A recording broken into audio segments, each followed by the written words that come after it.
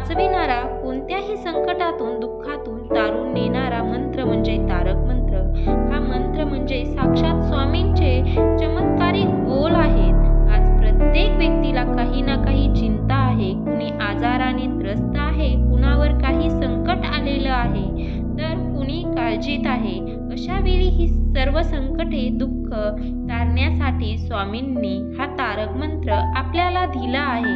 स्वामींच्या या तारक मंत्राला इच्छापूर्ती किंवा भयमुक्त मंत्र देखील म्हणतात. श्री स्वामींच्या तारक मंत्रामध्ये प्रचंड शक्ती आहे. खूप प्रभावी आणि प्रचलित अशा या तारक मंत्राचे नामस्मरण दररोज हजारो भाविक करत असतात. अर्थासहित स्वामी समर्थ तारक मंत्र. शंख हुई रे मना, निर्भय हुई रे मना, प्रचंड स्वामी बळ पाठीशी रे, अतर्क अवधूत हे स्मरणगामी, अशक्य ही शक्य करतील स्वामी, जिथे स्वामी चरण तिथे निव काय, सोय भक्त पारंब घडवी ही माय, ज्ञाने विना काही नाही, त्याला परलोक ही ना भीती तयाला, उगाची भीतीस भये पळू दे, जवळी उभा स्वामी भक्ती कळू दे, जगी जन्म मृत्यू असे खेळ ज्यांचा, नको घाबरू तू असे बाळ त्यांचा, अशक्य ही शक्य करतील स्वामी, खरा हुई जगा अंधश्रद्धेसही, कसा होशी त्या विन तू स्वामी भक्त, आठव कितींदा दिली त्यांनी साथ, नको डगमगू स्वामी देतील हात, अशक्य ही शक्य करतील स्वामी, विभूती नमन नाम ध्यान दी, तीर्थ स्वामींचा या पंच प्राणामूर्तांग, हे तीर्थ नाही आठवी रे प्रचेती, न सोडवी तया जया स्वामी देती हाती, अशक्य ही शक्य करती स्वामी. मला जसं येतंय तसं मी बोलले. तुम्हाला जर चांगली चाल वगैरे येत असेल तर तुम्ही बोलू शकता. श्री स्वामी समर्थ यांचा तारक मंत्र. स्वामी समर्थ यांचा तारक मंत्राचा अर्थ आपण पाहणार आहोत. आपण मनात कसलाही संशय किंवा कसलीही भीती बाळगायची नाही, कारण स्वामींचा प्रचंड पाठबळ, स्वामींची प्रचंड ताकद आपल्या सोबत आहे. अतर्क्य म्हणजे तर्काच्या पलीकडे, स्वामी हे कुठल्याही तर्काच्या पलीकडे आहेत. तर म्हणजे लॉजिक, तर्क म्हणजे लॉजिक. ज्याप्रमाणे स्वामींची अनुभूती भक्तांना आलेली आहे, त्यांना कुठलाही लॉजिक किंवा तर्क तुम्ही लावू शकत नाही.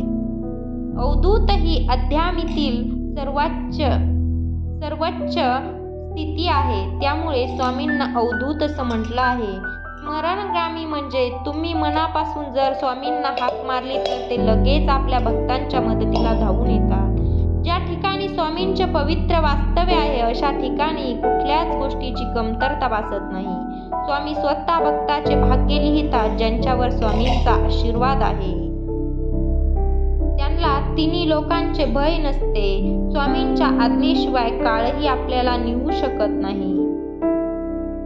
कितीही मोठे संकट आले तरी घाबरून जाऊन खचायचे नाही, तर आलेल्या संकटाला सामोरे जायचे, त्याचा सामना करायचा. स्वामींची शक्ती आणि पाठबळ हे कायम आपल्या सोबती आहे.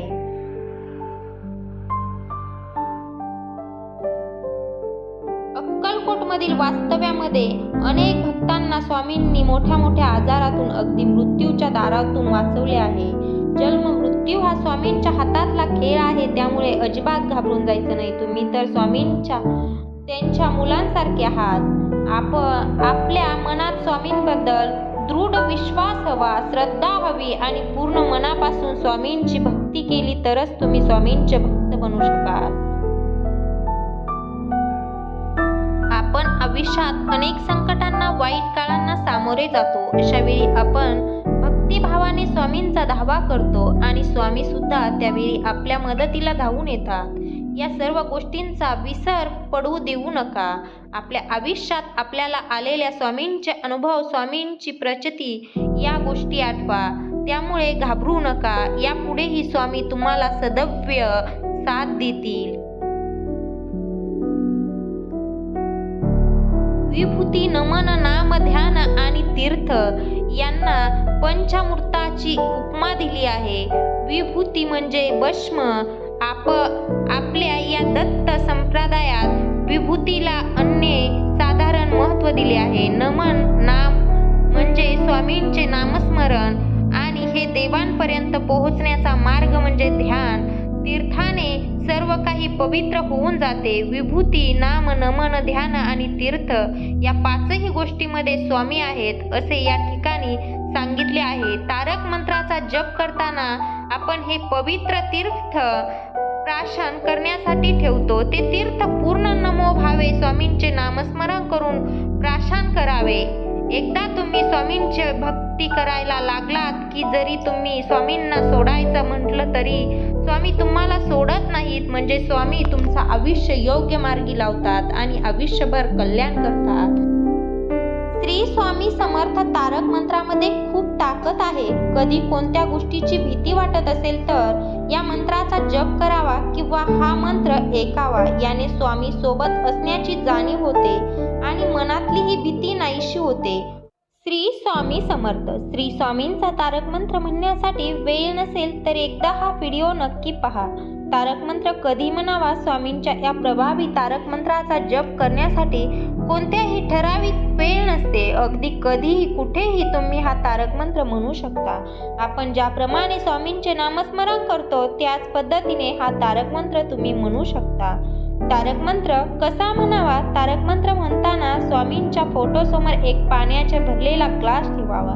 तारक मंत्र एकदम स्पष्ट उच्चारामध्ये आणि प्रत्येक ओळीचा अर्थ समजून घेऊन भक्तिभावाने म्हणावा.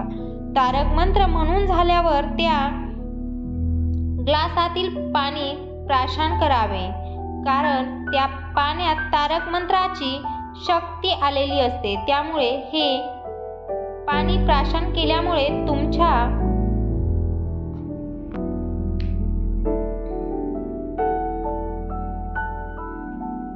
आयुष्यातील सर्व अडचणी दूर होतील. तुम्ही या मंत्राचे कितीही वेळा नामस्मरण करू शकता, जसे की 1 वेळा, 11 वेळा, 21 वेळा किंवा 108 वेळा. स्वामी समर्थ तारक मंत्राचे फायदे. स्वामी समर्थ तारक मंत्र अत्यंत प्रभावी आणि प्रचलित मानला जातो.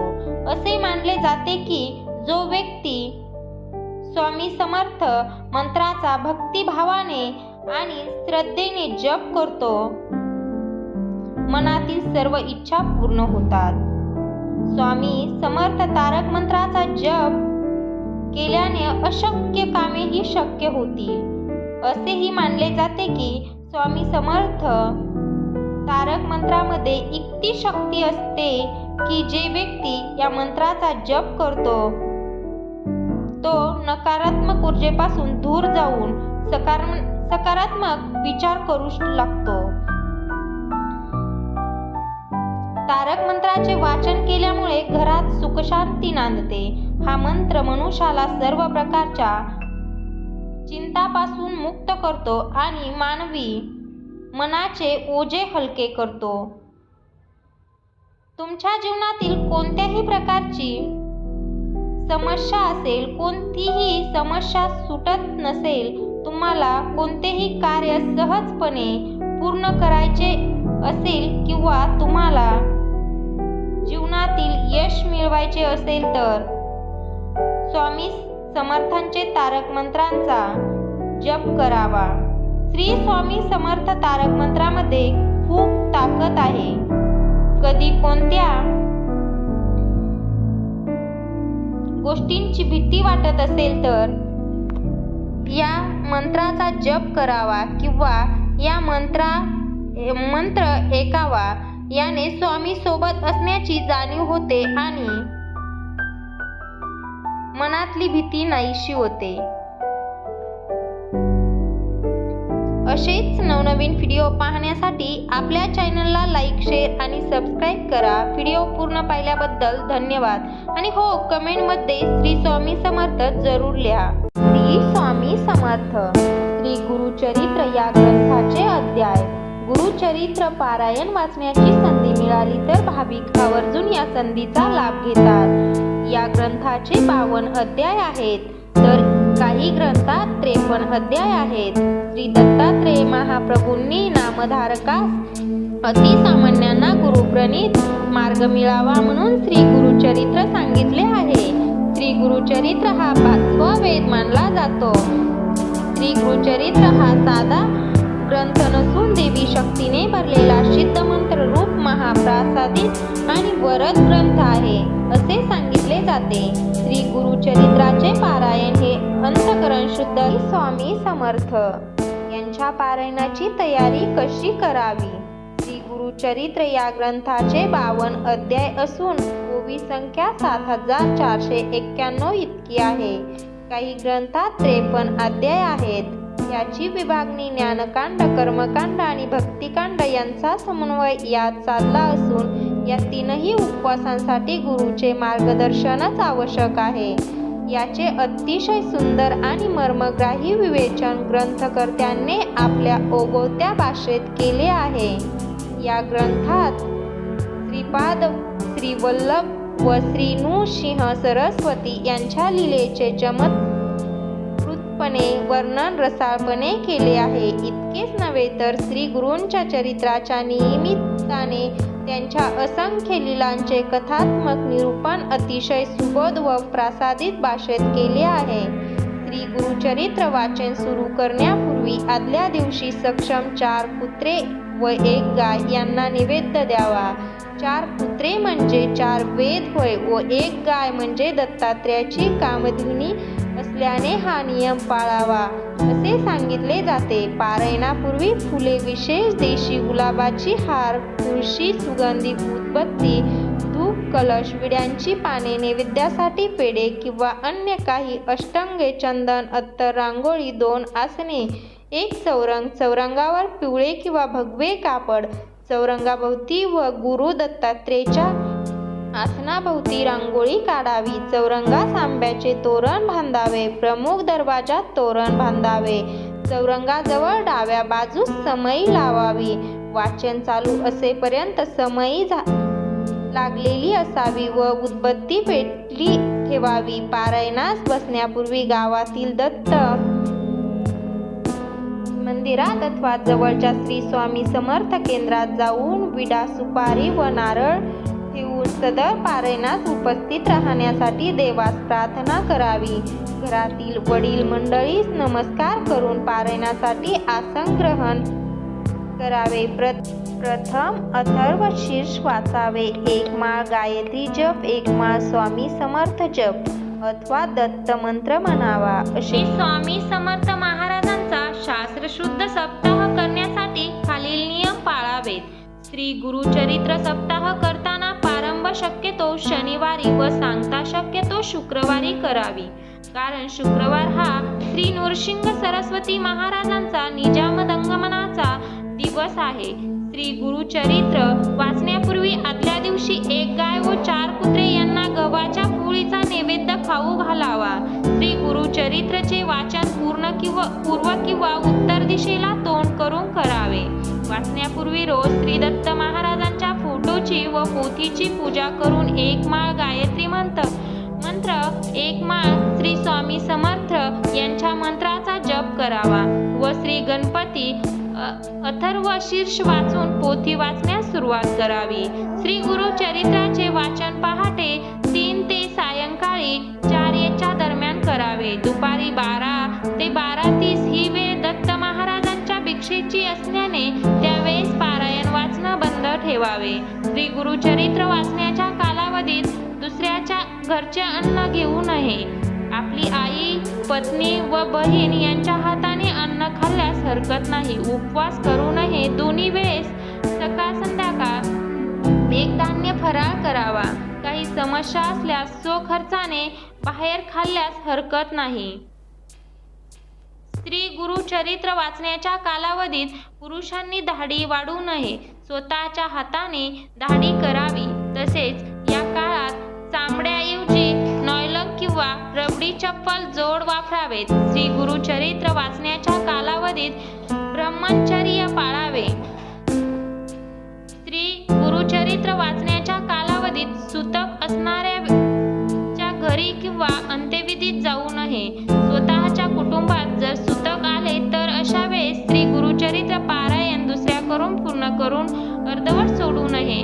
वेळोवेळी गोमूत्र शिपडावे. सप्ताह कालावधी रोज सकाळी व संध्याकाळी करावी.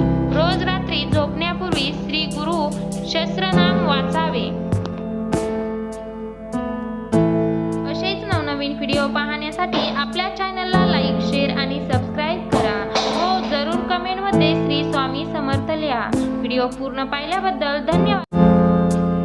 पहिला दिवस अध्याय 1 ते 9, दुसरा दिवस अध्याय 10 ते 21, तिसरा दिवस अध्याय 22 ते 29, चौथा दिवस अध्याय 30 ते 35, पाचवा दिवस अध्याय 36 ते 38, सहावा दिवस अध्याय 39 ते 43, सातवा दिवस अध्याय 44 ते 43. श्री गुरुचरित्र सप्ताह हा 7 दिवसांचे एक पारायण या पद्धतीने करायचा असतो, परंतु 21 दिवसात 3 पारायण आणि 39 दिवसात 7 पारायण करायच्या देखील पद्धती आहेत. 7 दिवसाच्या सप्ताहाच्या 8व्या दिवशी सांगता करावी. सांगतेच्या दिवशी सकाळी 10:30 वाजता श्री दत्त महाराजांचा श्री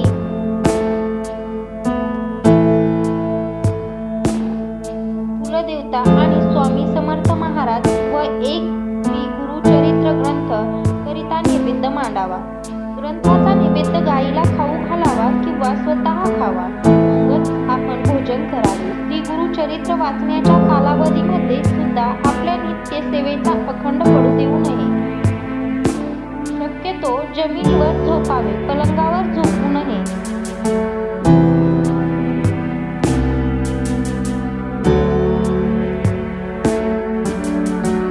हे देखील जाणकारांना माहीत असावे.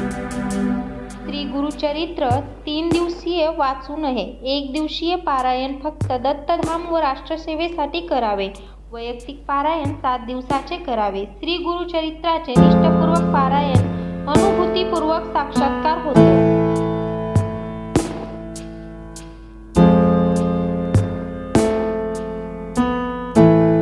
हे या ग्रंथाचे वैशिष्ट्य आहे. दुःखितांना, वेगवेगळ्या प्रकारच्या शापितांना, असाध्य आजार झालेल्या, पितृदोष असणाऱ्यांना श्री गुरुचरित्र एकमेव असे साधन आहे जे शुभ फल प्राप्ती देते असे सांगता येते. असे